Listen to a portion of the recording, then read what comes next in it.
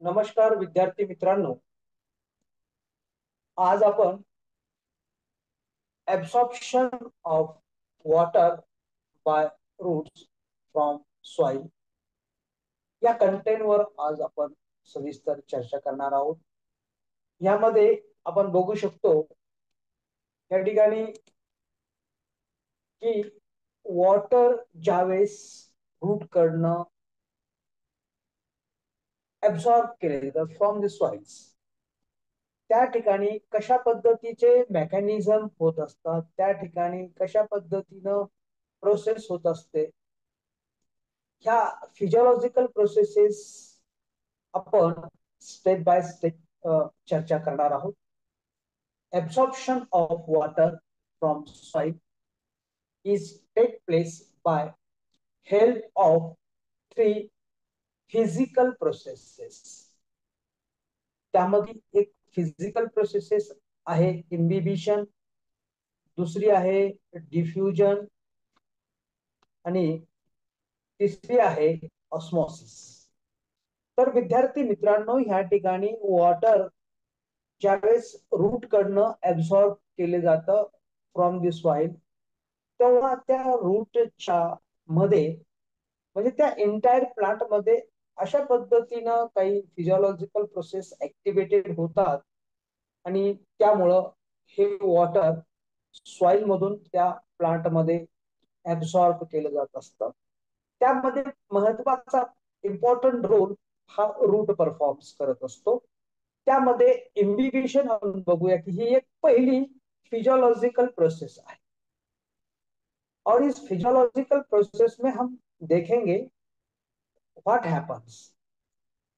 इम्बिबिशंस म्हणजे is a swelling up of the hydrophilic colloids due to adsorption. म्हणजे hydrophilic colloids जे असतात route मध्ये, ते हायड्रोफिलिक कोलाइड्स काय होतात, स्वेल होतात आणि substances that absorb the water called as the imbibant and liquid is called as the imbibate. म्हणजे आपण जर ह्या ठिकाणी इम्बिबिशनचं उदाहरण जर बघितलं, पण रेजिन्स जे असतात हे रेजिन्स आपण जर पाण्यामध्ये टाकले तर रेजिन्स मध्ये काय असतं, हायड्रोफिलिक कोलाइड्स असतात आणि काही तासानंतर आपल्याला असं दिसतं की त्या ठिकाणी रेजिन्स मनोके म्हणतो आपण त्याला, ते काय होतात, स्वेल होतात. स्वेल होतात म्हणजे त्या ठिकाणी इम्बिबिशनची प्रक्रिया झालेली आहे. Absorption of water by the hydrophilic colloids is known as the imbibition. या प्रोसेसला इम्बिबिशन असं म्हटलं जातं.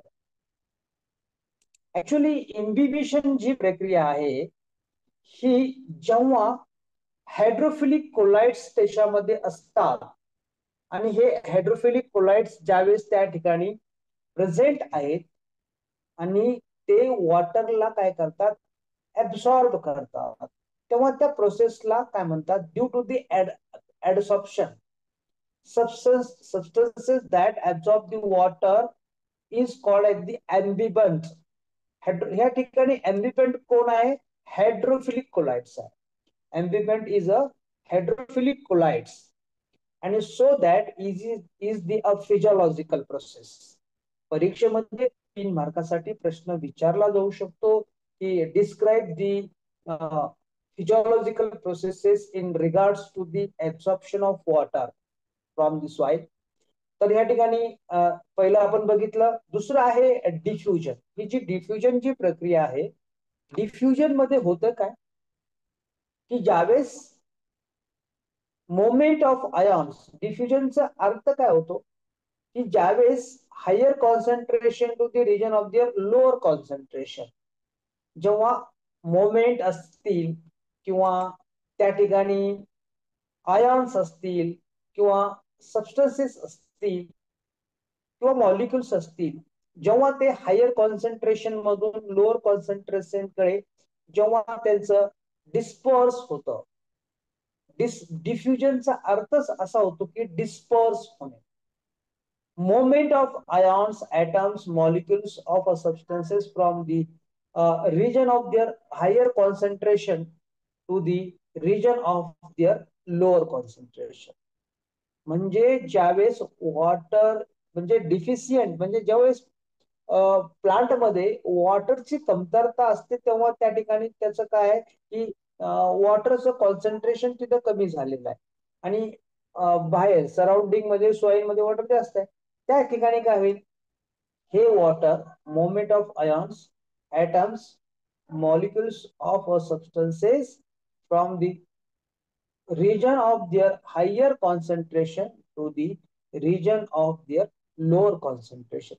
या कॉन्सेप्टचा अर्थ काय होतो डिफ्युजन. एक उदाहरण मी सांगेन तुम्हाला की ज्यावेळेस तुम्ही आपण एक एक्सपेरिमेंट बघितला प्रॅक्टिकल मध्ये आणि हा प्रॅक्टिकलला एक्सपेरिमेंट बोर्डाच्या परीक्षेमध्ये प्रॅक्टिकल एक्झामिनेशन मध्ये विचारला पण जात असतो की osmosis.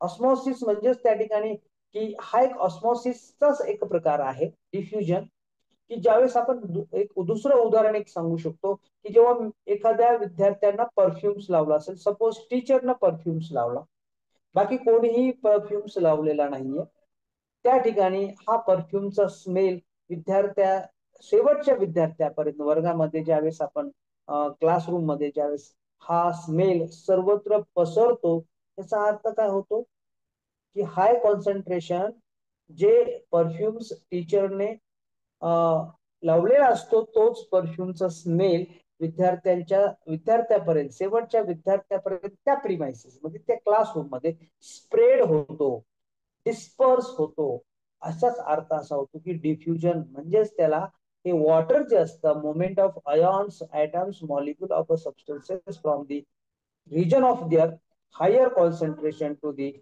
region of their lower concentration.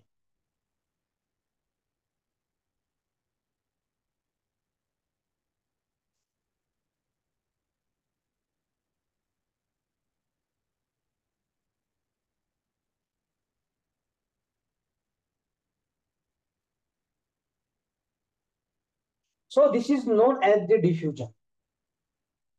तिसरी जी फिजिओलॉजिकल प्रोसेस आहे त्या तिसऱ्या फिजिओलॉजिकल प्रोसेसला म्हणतात ऑस्मोसिस. जी ऑस्मोसिस म्हणजे की it is a special type of the diffusion occurs through the semi permeable membrane. हे जे आपण बघतोय याचं बेस्ट एक्झाम्पल कोणतं असेल तर potato osmoscope. Potato osmoscope is the best example regards to the osmosis. म्हणजे it is a special type of the diffusion occurs through the semi permeable membrane. अर्थ काय होतो जेव्हा लिव्हिंग टिश्यू असतील सेल असतील त्यांच्यामध्ये सेमी परमिएबल मेम्ब्रेन असतो त्या सेमी परमिएबल मेम्ब्रेनच्या माध्यमातून हा काय होतो वॉटर ऍब्सॉर्ब होतो म्हणजे higher concentration to the lower concentration जसं की आपण पोटॅटो ऑस्मोस्कोप मध्ये बघितलं त्या एक्सपेरिमेंट आपण मध्ये बघितलं आणि ह्या एक्सपेरिमेंट मध्ये आपण हे ऑस्मोसिस बघतो. म्हणजे ह्या तीन प्रकारच्या फिजिओलॉजिकल प्रोसेसेस ह्या होत असतात आणि ह्या फिजिओलॉजिकल प्रोसेसेस ज्यावेळेस त्या ठिकाणी या absorption of water from soil by the roots ह्या पद्धतीनं त्या ठिकाणी त्याच्या प्रोसेसला होत असतं आणि म्हणजे वॉटर ऍब्झॉर्ब केलं जात असतं. With respect to the concentration and osmotic migration there are the three type of the solution. तीन प्रकारचे सोल्युशन आपल्याला बघायला मिळतील. एक आहे म्हणजे कॉन्सन्ट्रेशन कसं आहे आणि त्याच्या ऑस्मोटिक मायग्रेशन कसं आहे अशा प्रकारचे तीन प्रकारचे सोल्युशन्स आपल्याला या ठिकाणी बघायला मिळतील. एक आहे हायपोटॉनिक दुसरा आहे हायपरटॉनिक आणि तिसरा आहे आयसोटॉनिक हॅव्हिंग अ. आता आपण या ठिकाणी बघूया की ज्यावेळेस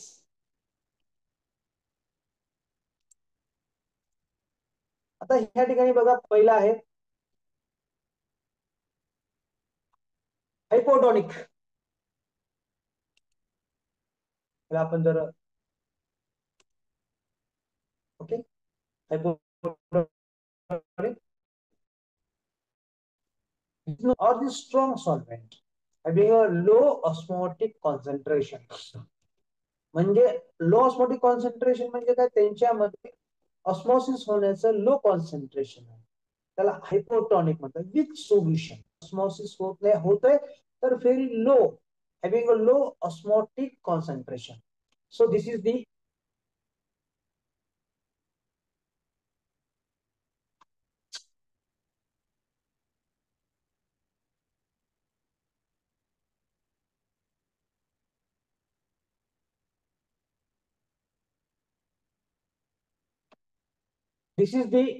weak solution. स्ट्रॉंग सॉल्व्हेंट म्हणतात, म्हणजे पाणी त्याच्यामध्ये काय की तो हायपोटॉनिक आहे. जेव्हा हायपरटॉनिक असतो स्ट्रॉंग सोल्युशनवरती वीक सॉल्व्हेंट. सॉल्व्हेंट काय होतो, वॉटर कसा स्ट्रॉंग सॉल्व्हेंट आहे. आणि त्या ठिकाणी ज्यावेळेस त्याच्यामध्ये काही पदार्थ विरघळलेले असतात हॅव्हिंग हाय ऑस्मॉटिक कॉन्सन्ट्रेशन. जसं आपण पोटॅटो ऑस्मोस्कोप मध्ये शुगर सोल्युशन घेतो, तसं ह्या ठिकाणी काय की hypertonic that having a high osmotic concentration, ज्याच्यामध्ये हाय ऑस्मॉटिक कॉन्सन्ट्रेशन असतं त्याला म्हणतात हायपरटॉनिक. तिसरं आहे isotonic having a such concentration of solution where as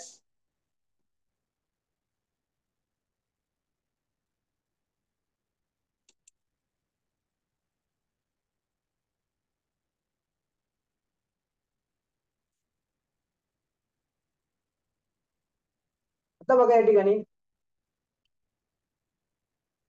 isotonic having a such concentration of solution whereas there is a neither gain or nor loss of water in a osmotic system.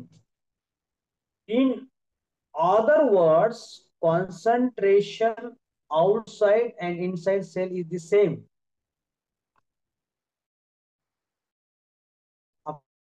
Having a concentration of the solution whereas there is no loss of water in osmotic system. Osmotic system मध्ये ह्या ठिकाणी अशा प्रकारचं जेव्हा in other words concentration outside and inside cell is the same. म्हणजे दोन्ही ठिकाणी सेलच्या बाहेर आणि सेलच्या आत ह्या ठिकाणी दोन्ही ठिकाणी कॉन्सन्ट्रेशन जे आहे ऑस्मॉटिक सिस्टीम मध्ये त्या ठिकाणी सारखं असतं. ऑस्मॉसिस आपण जर बघितलं ऑस्मॉसिस दोन प्रकारचे आणि endo osmosis. Exhaustion from cell outside, it causes the flaccidity of the cell. ज्यावेळेस मायग्रेशन ऑफ सॉल्व्हेंट आहे, जसं की सेल मधलं सॉल्व्हेंट काय झालं मायग्रेटेड झालं, इव्हॅपरेटेड झालं आणि त्यामुळं त्या ठिकाणी दिस migrate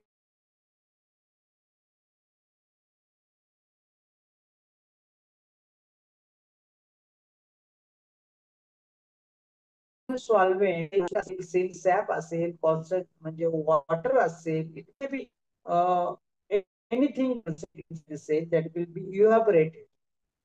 That means cause the flaccidity.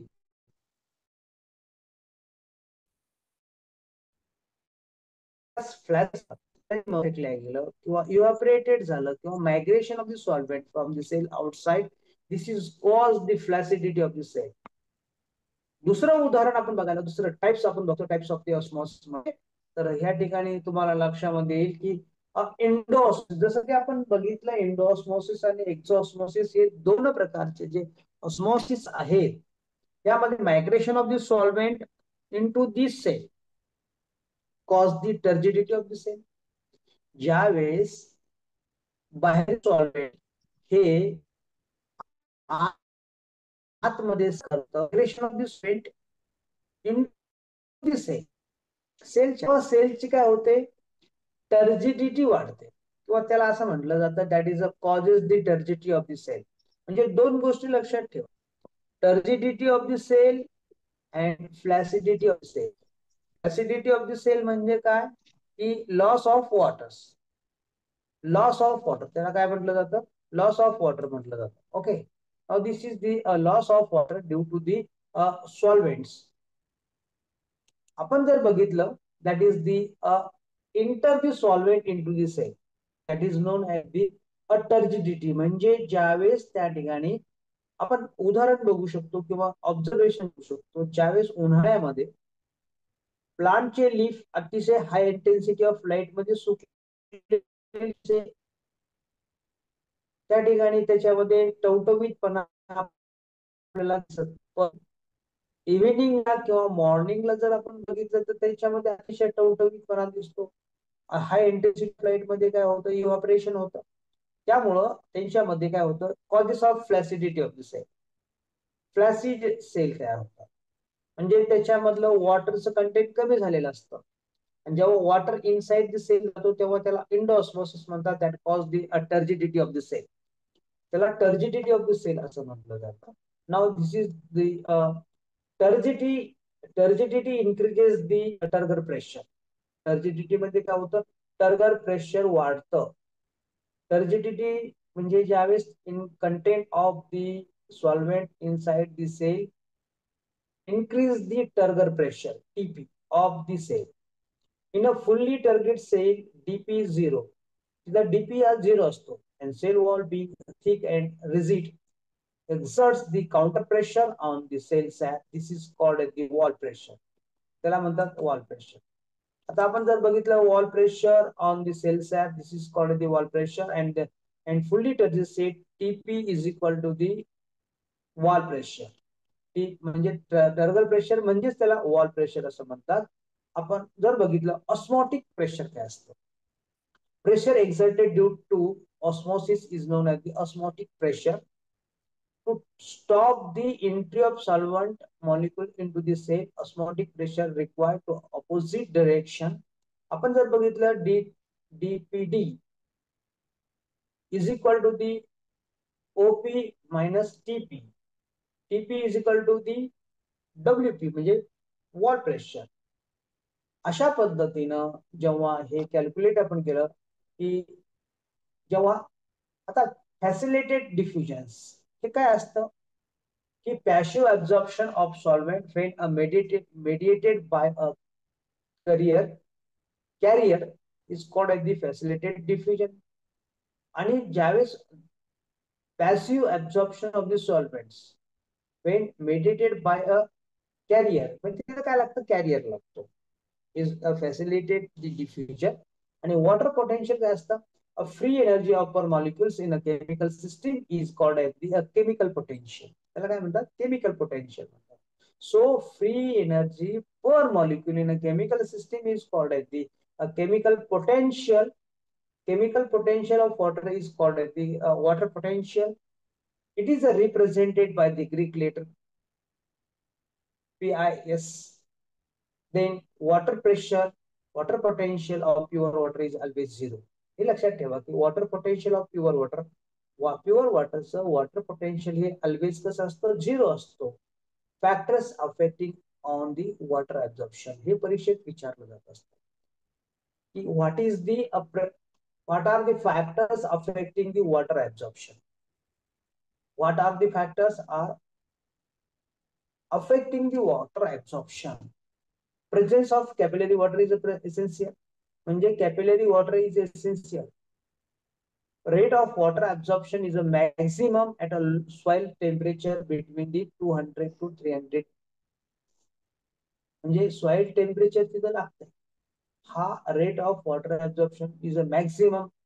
कधी असतो वॉटर ऍब्झॉर्प्शन मॅक्सिमम, की ज्यावेळेस सॉइल टेम्परेचर हे 200 ते 300 या दरम्यान असेल degree Celsius. High concentration of solute in soil water reduce the rate of absorption of water. जर high concentration of solutes in soil water मध्ये जास्त प्रमाणामध्ये सोल्युट्स असतील, हाय कॉन्सन्ट्रेशन ऑफ सोल्यूट असेल, तर त्या ठिकाणी रेट ऑफ ऑब्झॉर्प्शन ऑफ वॉटर हे कसं असतो, त्या ठिकाणी रिड्यूस झालेला असतो, कमी झालेला असतो. नाउ यार हाय कॉन्सन्ट्रेशन ऑफ सोल्युट्स म्हणजे मी सांगतोय काय की factors are affecting on the absorption of water. पहिला फॅक्टर काय सांगतो की कॅपिलरी वॉटर एसेन्शियल. म्हणजे आपण सुरुवातीलाच बघितलं की only capillary water is available for the absorption of water. Number 1 म्हणजे वॉटर ग्रॅव्हिटेशनल वॉटर अवेलेबल होत नाही, कंबाइंड वॉटर अवेलेबल होत नाही. आणि ह्या ठिकाणी फक्त ओनली कॅपिलरी वॉटर हे प्लांटच्या रूटला ऍब्झॉर्प्शन साठी अवेलेबल असतं. म्हणून त्या ठिकाणी presence of capillary water is essential. तेव्हा त्या ठिकाणी म्हणजे ते वॉटर ऍब्झॉर्ब होईल. दुसरं म्हणजे की त्या सॉइलचं टेम्परेचर हे 200 ते 300 डिग्री सेल्सिअसच्या दरम्यान असलं पाहिजे, तेव्हा रेट ऑफ ऍब्झॉर्प्शन हा मॅक्सिमम असतो. म्हणजे रूट सॉइल कशी असली, तापलेली असली पाहिजे. त्याचा सॉइल टेम्परेचर किती असला पाहिजे, 200 ते 300 डिग्री सेल्सिअसच्या दरम्यान असला पाहिजे. तरच त्या ठिकाणी रेट ऑफ वॉटर ऍब्झॉर्प्शन हे मॅक्सिमम असतं. तिसरं आहे वॉटर ऍब्झॉर्प्शनला कोणते फॅक्टर अफेक्ट करतात. जर सॉइल मध्ये जर सोल्यूट जास्त प्रमाणामध्ये असतील, high concentration of solutes in a soil, water is reduce to the rate of absorption. वॉटरचा रेट ऑफ ऍब्झॉर्प्शन हा रिड्यूस झालेला असतो, कमी झालेला असतो. Water reduce the rate of absorption of water. Fourth one is the poorly aerated soil show the poor absorption of rate. Soil जर aerated असेल, म्हणजे त्याच्यामध्ये जर पोकळी असेल, हवा घुसलेली असेल, तर त्या ठिकाणी कॅपिलरी वॉटर कमी प्रमाणामध्ये अवेलेबल असतं. Poorly aerated soil show the poor absorption of the rate. म्हणजे तिथं कारण की काय असतं की जिथं एरिएटेड असतात तिथं काय असतं की कॅपिलरी असतात. कॅपिलरी मध्ये वॉटर स्टोअर असतं, वॉटर होल्ड होत असतं आणि तेच वॉटर वॉटर रूट ऍब्झॉर्ब करत असतात. म्हणजे त्या ठिकाणी poorly aerated soil show the poor absorption of rate. म्हणजे सॉइल मध्ये एरिएटेड असणं अपेक्षित आहे. पुअरली एरिएटेड म्हणजे कमी प्रमाणामध्ये एरिएटेड असणे. जास्त प्रमाणामध्ये एरिएटेड असेल तर त्या ठिकाणी रेट ऑफ ऍब्झॉर्प्शन हा हाय असतो. Increase the transpiration accelerate the rate of absorption. जास्त प्रमाणामध्ये जर त्या ठिकाणी ट्रान्सपिरेशन होत असेल, बाष्पीभवन होत असेल, ऍक्सेलरेटेड असेल, म्हणजे की जेव्हा बाष्पीभवनाची प्रक्रिया अधिक जलद गतीने होत असेल, तर तेव्हा त्या ठिकाणी रेट ऑफ ऍब्झॉर्प्शन सुद्धा त्याच गतीने होत असतं. म्हणजे जसं बाष्पीभवनचा रेट हाय असेल, इन्क्रीज झालेला असेल, तर त्या ठिकाणी रेट ऑफ ऍब्झॉर्प्शन सुद्धा काय असतं, वाढलेलं असतं. So water is endearing is are the soils. Now next concept काय असेल तर प्लाझ्मोलायसिस. प्लाझ्मोलायसिस म्हणजे काय, परीक्षेत विचारलं जात असतं. अशा प्रकारच्या डेफिनेशन बोर्डाच्या परीक्षेत विचारलं जात असतं. आणि म्हणून बोर्डाच्या परीक्षेमध्ये विचारल्या गेलेल्या डेफिनेशन्सची तुम्हाला जर या ठिकाणी बघितलं तर काय डेफिनेशन आहे प्लाझ्मोलायसिस.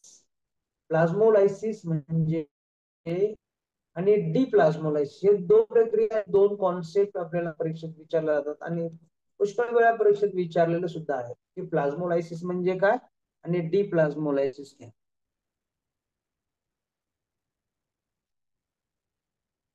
नाउ यार exosmosis. In a living cell, when placed in a hypertonic solution, is called as the plasmolysis. प्लाझ्मोलायसिस म्हणजे काय, त्या सेलला जर प्लेस इन हायपरटॉनिक सोल्युशन, आपण आताच बघितलं हायपरटॉनिक सोल्युशन, एखाद्या लिव्हिंग सेलला हायपरटॉनिक सोल्युशन मध्ये जर आपण इन्सर्ट केलं, प्लेस केलं, तर त्या ठिकाणी काय होईल, दॅट विल बी अ प्लाझ्मोलाइज. म्हणजे ती सेल तिथलं जे काही हायपरटॉनिक सोल्युशन आहे ते ऍब्सॉर्ब करेल. ज्यावेळेस त्या ठिकाणी plasmolysed cell when are kept in hypotonic solution, that is an endosmosis occurs making a cell turgid. म्हणजे प्लाझ्मोलायसिस आणि डिप्लाझ्मोलायसिस या दोन ह्या अपोजिट प्रक्रिया आहे. मी काय सांगतो, थोडस कन्फ्युजन होऊ देऊ नका. तर ह्या ठिकाणी काय आपण आताच बघितलं एंडोस्मोसिस आणि एक्झॉस्मोसिस. एक्झॉस्मोसिस म्हणजे ज्यावेळेस एखादी सेल आपण एखाद्या हायपरटॉनिक सोल्युशन मध्ये टाकले, तर त्या ठिकाणी काय होतं की ती सेल मधलं त्या लिव्हिंग सेल मधलं मटेरियल्स किंवा सोल्युशन किंवा सॉल्व्हेंट हे बाहेर होतं, आउटसाइड दी सेल. त्याला म्हणायचं दॅट इज अ प्लाझ्मोलाइज. डिप्लाझ्मोलाइज होणे म्हणजे प्लाझ्मोलाइज्ड सेलला जर आपण हायपोटॉनिक सोल्युशन मध्ये केप्ट केलं तर तिथं काय होतं, त्या हायपोटॉनिक सोल्युशन मधले मिनरल्स जे काही सोल्युट्स असतील ते सोल्यूट काय होतात, इंडो सेल आत येतात, दॅट इंडोऑस्मोसिस होतं. This is making a cell turgid. मग त्यामुळे सेल काय होते, टर्जिट व्हायला लागते. Cell become a turgid. आता आपण what is a path of water across the root. Path of water across the root म्हणजे ज्यावेळेस प्रश्न विचारला जात असतो, water is absorb by the root hair cell. Water काय होतं की ज्यावेळेस रूट हेअर सेल कडनं ऍब्सॉर्ब केलं जात असतं त्या ठिकाणी water is absorb by the root hair cell through the imbibition, diffusion and osmosis. आपण आताच बघितलं की इम्बिबिशन, डिफ्युजन अँड ऑस्मोसिस. आपण जर त्याचा पाथवे जर बघितला, पाथवेज अपोप्लास्ट, सिम्प्लास्ट, व्हॅक्युलार आणि ट्रान्समेम्ब्रेन. पाथवे कसं, अपोप्लास्ट, सिम्प्लास्ट, व्हॅक्युलार अँड ट्रान्समेम्ब्रेन. आता बघा या ठिकाणी हे कसे पाथ आहेत. अशा पद्धतीचा प्रश्न परीक्षेत एकदा विचारला होता. Symplast pathway, apoplast pathway. Then हे काय आहेत की त्यांच्यामध्ये वॉटर ऍब्सॉर्प्शन करतात.